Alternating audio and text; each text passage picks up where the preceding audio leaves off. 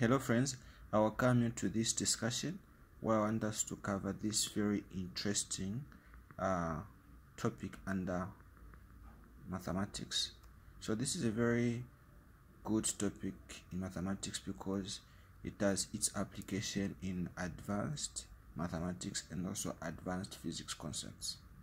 So understanding this concept is very important as it is very beneficial when you go into majoring into physics and mathematics.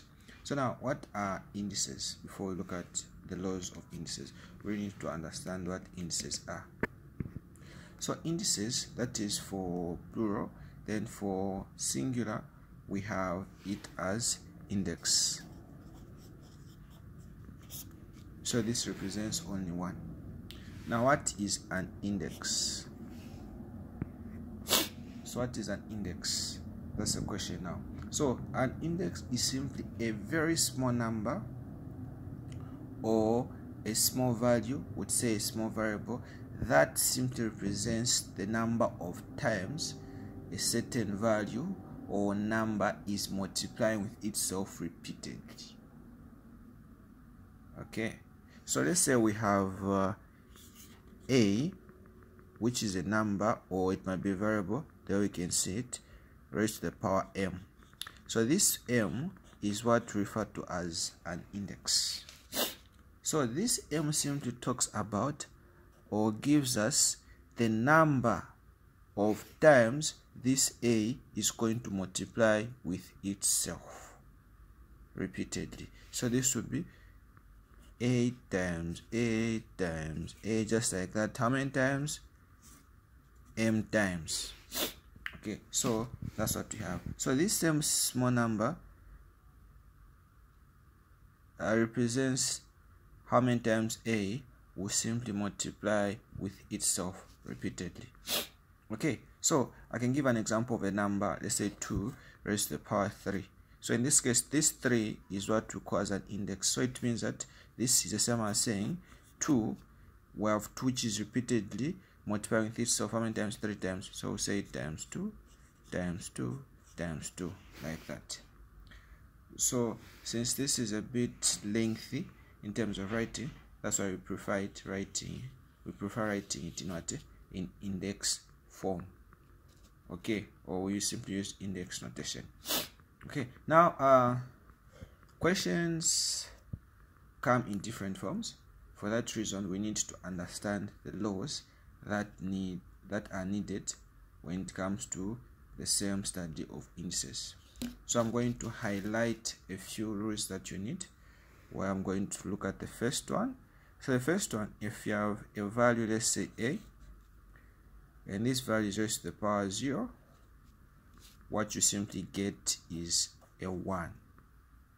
Okay, a raised to the power 0 simply give you a 1, but you have an exception that a is not supposed to be equal to 0, because 0 to the power 0 will give us something else. It is something that is not defined, or it gives us an indeterminate form. So any value raised to the power 0 is equals to 1 except for 0 itself. So I can give an example. Let's say 4 to the power 0 will give us a 1. If you put, let's say, something like this, the power 0 gives us a 1. Let's say you have negative 4, the power 0. In this case, just the 4 which will cover is 0. So it will be, you write your negative, then 4 to the power 0, which gives us a 1. Like that. So a value raised to the power 0 simply gives us a 1. That is the first property of indices. So we got the second one. Look at number 2. So number 2, we have that any value raised to the power 1 is that same number or variable, which is a in that case. So if you have 4 to the power 1, just 4 and all that. Then look at the third one. The third one, let's say if you have 1 raised to the power n, of which n can be any value here, what you just get is the same 1. So 1 raised to the power n value will still be that same 1. No matter how many times you multiply 1 with itself, you just get 1.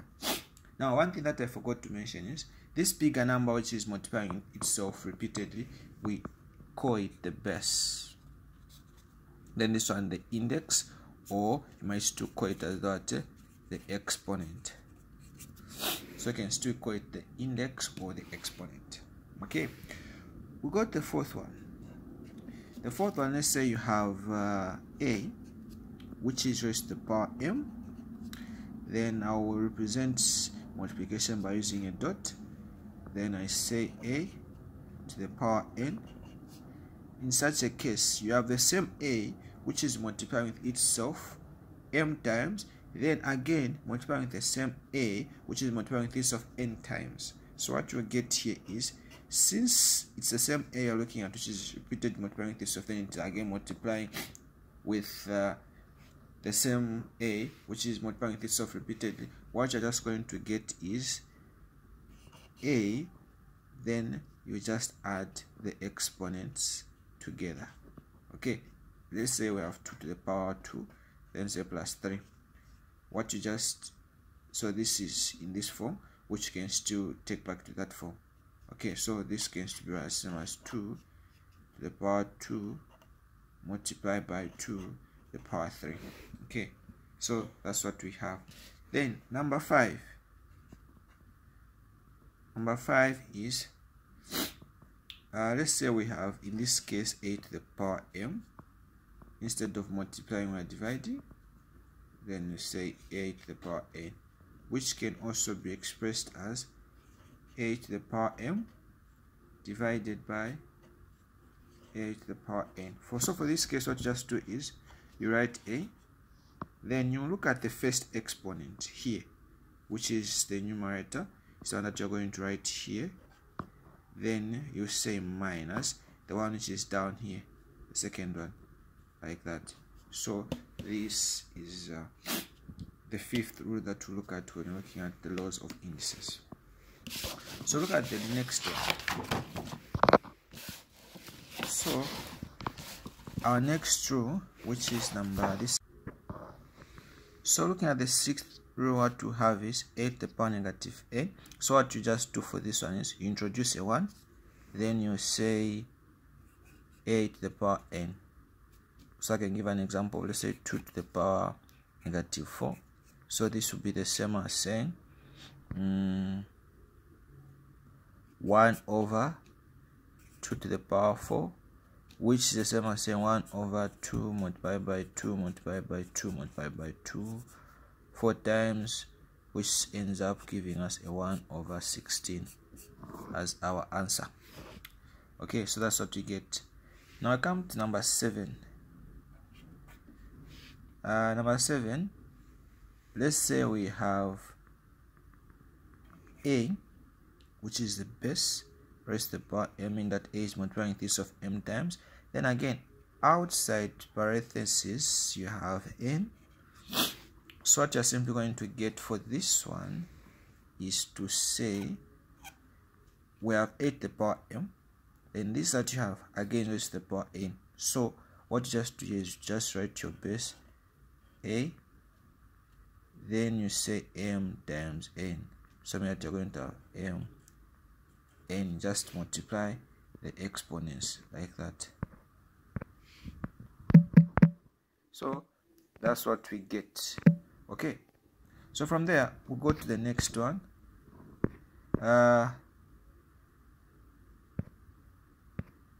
So the next one will be number 8. Let's say our base is a fraction, meaning that this is giving us one thing, then this one raised to the power m. So what we're going to do is we're going to say this will be equal to, we're going to distribute this power, this exponent, what is inside. So meaning that we're going to say a to the power m individually over b to the power m, like that. So that's what you get. Then coming to number 9. So this also therefore means that what you have here can also be expressed into this form. So depending on how the question has been given to you. Then coming to number 9, let's say in this case now we have our base a, then our exponent is the one which is a fraction. Let's say like that. So what you are simply going to have is, this will come out as something which is like this. So it will be, you write your a, then you introduce a root. Here, this is a numerator, that is a denominator, so I'm going to write the denominator here, meaning that you find a number which will multiply with itself any times to give you a, okay, like that. Then after that happens, you write your m here, meaning, let's say if you have 4 to the power 3 over 2, we're going to get something like, you write your 4, you do this one, you write it here. So since it's a 2, even if you don't write, it's the same as square root. You write your brackets, then you come and write your 3 here. So this will mean that you look for a number that multiply 2 times to give us a 4. That number is nothing but a 2, then you raise to the power 3, which ends up giving us 8. So this is how you write, this is how we apply this one. So for now, I think these are the rules that you need when you're looking at indices. So in our next discussion, we're going to see how we can solve questions based on the same rules that we have discussed in this lesson. Please consider subscribing to my YouTube channel, following my TikTok, and my Facebook, and my Instagram account. Thank you very much.